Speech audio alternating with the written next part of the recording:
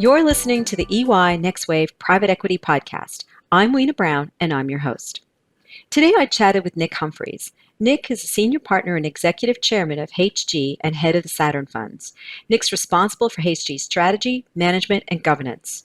He focuses on HG's larger software investments that provide daily use, mission-critical applications for professional users such as accountants, lawyers, tax compliance professionals, designers, engineers, and scientists. We talked about how being an early adopter of AI has benefited HG, how AI has transformed both their portfolio operations and their origination process, and the ways in which Nic expects AI to drive the investment landscape in the future. Nic, thanks so much for joining me today. It's an absolute pleasure, Winna. Thank you for inviting me. So, Nic, while HG has been successfully investing in software companies since the early 2000s and exclusively focused in the sector for over 10 years now, do you recall the moment that you made that bold decision to invest in AI and advanced analytics and really become an early adopter of the technology at a time when AI was not that widely known? Yeah, I would say it wasn't a blinding flash of kind of light at one particular second in time, but certainly around about 6 or 7 years ago, we could see some of our portfolio companies that were advanced in kind of cloud technology starting to experiment with kind of AI and machine learning and analytics. And we felt that it had to be something that we, HG, developed ourselves as an area of expertise, because it would become applicable both to our own business and also to pretty much every business that we invested in due course. And so it was around about that time that we started to get people on board to HG who had the requisite backgrounds, obviously kind of PhDs in kind of machine learning and AI. And we started to build a team, and that's mushroomed today to be a team of 9-10 people, and also a very close relationship with a third-party organization where we're their major client, and they do probably kind of half or 2/3 of their work directly with us as well. So collectively, we think about it as a team of kind of somewhere between 30 and 40 people that we can kind of pull on in this area. Do you think that your focus on AI has really changed your market position today? I think it probably wouldn't be distinct and recognizable as like the number one thing that distinguishes HG. There are probably other factors that perhaps we developed slightly further ago and are more mature and tend to get recognized in the marketplace. So I guess my opinion is things that you're developing and experimenting with and are somewhat new always tend to be kind of recognized by the market more generally a little later. And that's fine from our point of view. It means we get to experiment and we get to kind of trial and we get to develop expertise maybe a long while before the market recognizes it, and hopefully before our competitors recognize it as well. So I think there'll be other things that right now the marketplace would say are distinctive about HG, our scale in Europe, just the kind of volume of deals we've got in particular end markets or end sectors that we've been developing for 15 to 20 years. But certainly from our point of view, we think AI and machine learning and the things we're doing there are going to be formative for the way we think about investing, the way we think about the processes and what we do within our own business, and also obviously the way that our end companies choose to invest. So we think it's a very kind of lead indicator of what will differentiate us, hopefully now, but very much in the future. So when you think about the way you approached AI, is this how you approach all of the companies that you assess with this philosophy of curiosity and experimentation and, kind of giving it a go to see what could be that next big thing? Yeah, I think it's exactly that. It's a kind of cultural kind of approach that says when anything is kind of relatively new and relatively nascent, I think it's impossible to predict, the 1 or 2 ways or even 3 ways that are going to be ultimately successful. Maybe other people can do that. I've never thought we could. And so experimentation and trying things and being prepared to acknowledge that some things will fail and you'll, in inverted commas, waste money, but ultimately you'll learn and you have a kind of culture of continuous improvement. So you try, you learn, you improve, you drop those things that don't quite work, you push harder on those things that do work. I think that's all part of something that ultimately will then allow you to identify what things are working, what things you can scale, what things will be applicable across a multitude of kind of different areas. So yeah, that attitude in mind is certainly what we applied to cloud and kind of SaaS 10 plus years ago. And I think it's been helpful to have that attitude in mind, both for us as HG about how we think about our business and also about how our end investee companies think. So, we think it's not right, for example, to run our companies at absolutely kind of optimal margins. In the short term, that may be applicable, but in the medium to long term, if you want to continue to generate superior organic growth in your businesses, you have to be prepared to invest something today that doesn't optimize today, but it allows you to achieve superior growth performance 5 years, 7 years, 10 years from now. What are some examples of maybe some non-intuitive or non-traditional data points, which, because you have access to data and you've been doing this for so long, really helps distinguish you in your process around origination? Tapping into kind of social media, so kind of LinkedIn, but also Facebook, Instagram, a whole bunch of other kind of social media. That isn't applicable for every type of business because it obviously depends on the end product. But basically, we found that there are links between degrees of social media activity and usually kind of success in marketing, obviously. And that leads to usually, if there's some efficiency, success in sales. And so there are kind of correlations between that degree of activity and ultimately the rate of growth and the rate of success of a company's revenue line. So some of that sounds obvious when you say it, but it wouldn't necessarily be in the kind of things that we as a B2B software investor would have been tracking kind of 5 or 7 or 10 years ago. We've also found, correlations between a company's kind of activity in terms of product launches, in terms of kind of marketing announcements, in terms of attending at kind of conferences. So there's, again, a number of things that sound reasonably obvious when you say them, but when you pick any one of those data sources alone, they're not necessarily indicative. It's a combination and understanding kind of the relative weight of those sources that leads us to some insights that perhaps we wouldn't have been able to gain in the kind of old non-data, non-AI world. There's a lot of concern out in the public today around AI. They're saying it's going to take away white collar jobs, and other people are seeing AI as a significant opportunity, and it's going to open up some career paths that we don't even know about today. So what I was curious about is, what are some of the applications that you're seeing across your portfolio companies of AI, and which ones have been really transformational? And have you seen these impact the advances, or have you seen these impact the workforce in those portfolio companies? I know you said they're engaged and they're excited and they're looking at the next big thing, but is it changing the jobs that exist and the opportunities as well? I think we can pick a number of examples, and at one end of the spectrum would be the applicability of kind of AI and machine learning to, let's call it, support tickets. When a customer has a question and they historically would have dialed into the kind of customer support center, today they might be kind of doing that online. They might be using chat, etc. And how AI and machine learning has improved that part of both the company that we back, their service to their customer, but also started to change the jobs of those customer service representatives. And then at the other end of the spectrum, we can talk about the way in which AI has actually helped to develop brand new products. And those brand new products are actually creating both new revenue streams and new channels to market that didn't exist before for our portfolio companies.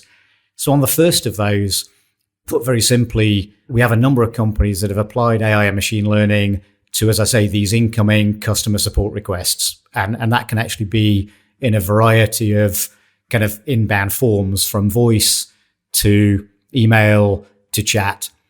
To be honest with you, I can't remember the exact stat, but it's something crazy like 80+% of all support requests are about, how do I remember my password and how do I turn on the application properly? It's a stunning number. And I suspect that, I may be wrong here, but I suspect that if you're a customer support rep and 80% of your responses have to be to those two questions, that is not a particularly stimulating job to have. Whereas they're exactly the kind of thing that AI and machine learning can take away and remove those issues from you. That allows you to focus your time on the 20% of support requests that are actually much more complex, probably have a much more meaningful impact on customer satisfaction and the customer's use of your product and its utility. And so In those businesses where we've had AI applied and they've cut down all those kind of very mundane kind of AI support requests, what's happened is that we haven't reduced the number of customer support staff. We've actually kept or increased the number of customer support staff. But the job that they're performing is now, we believe, much more sophisticated. It's providing a better, more stimulating job for those individuals that are doing it. And it's also providing a better support for the customer in terms of utility of the software and the product that they're using. So what you're actually seeing is job retention versus attrition. Yeah, and so across our entire portfolio, we're trying to apply AI and machine learning wherever we can because we think it's applicable.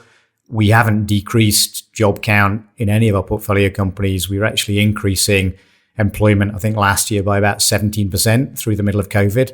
So that's kind of thousands of knowledge economy jobs being added in Western Europe and North America.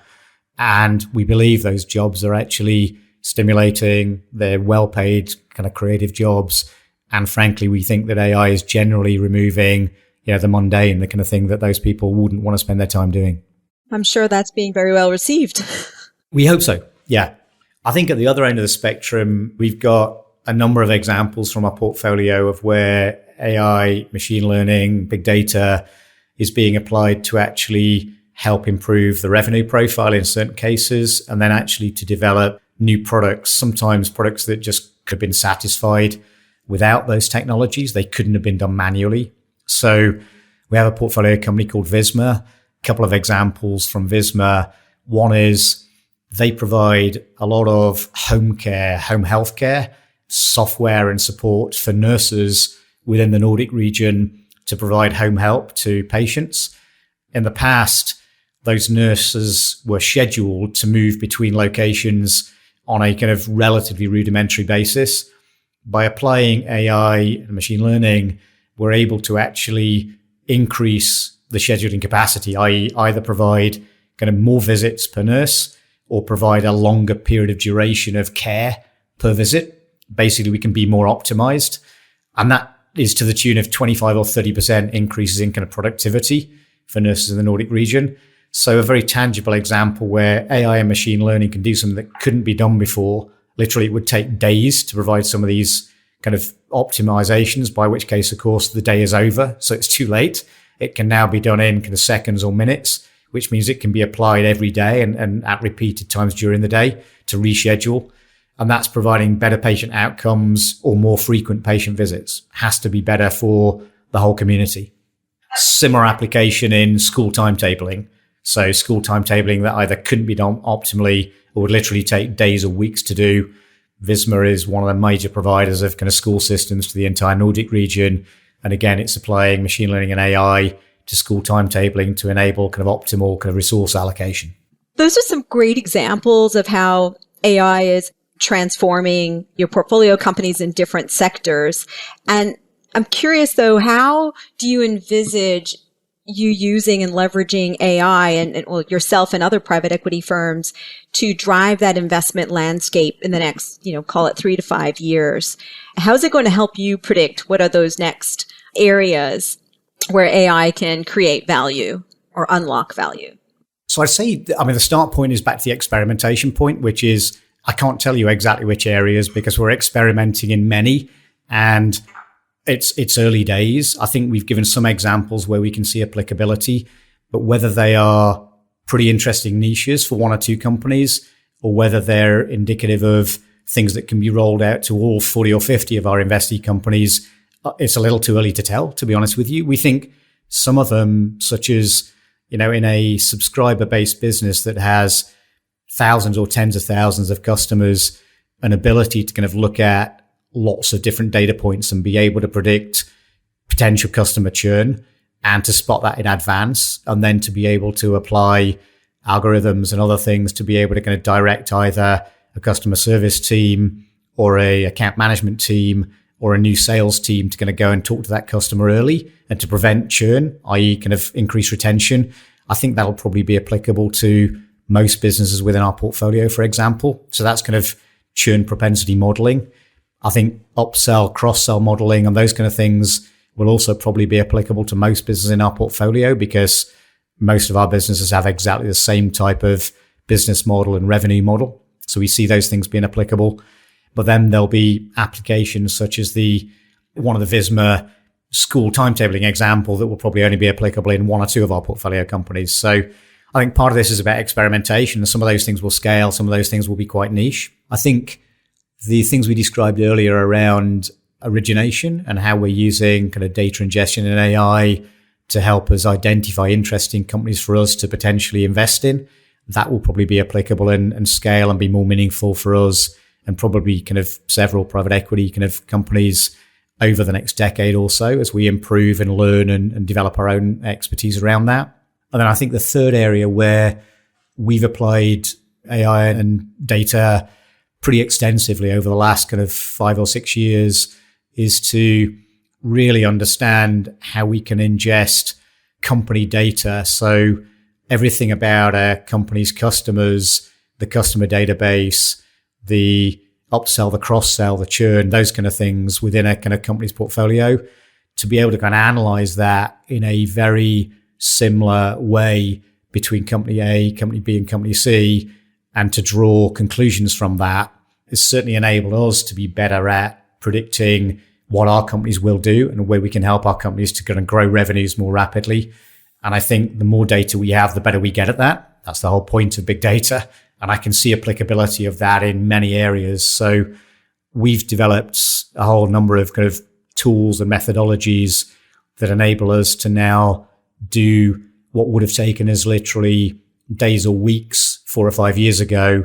We can now do that data ingestion, data management, and start to do the analysis in literally kind of hours. So there's been a very dramatic improvement in our productivity in those areas. And as we learn more about tools, we learn more about the processes we use, and we apply that across, more businesses more systematically. I think you'll continue to see very big improvements in how we apply that, certainly. So, as you said, over the last few years, you've taken your tools and your access to rich data, and you've been able to transform that to now be able to do analytics in hours versus weeks. So my question is, looking into your crystal ball, in 20 years' time, do you think there'll be a point in time where perhaps there's even a private equity fund that's completely run by AI, and you wipe out those few hours, it'll all be automatic and you won't need people? I'm an engineer, so I guess I've always probably had slightly more IQ and maybe slightly less kind of EQ. And at one point I kind of thought that it would be great if everything could be run by machines.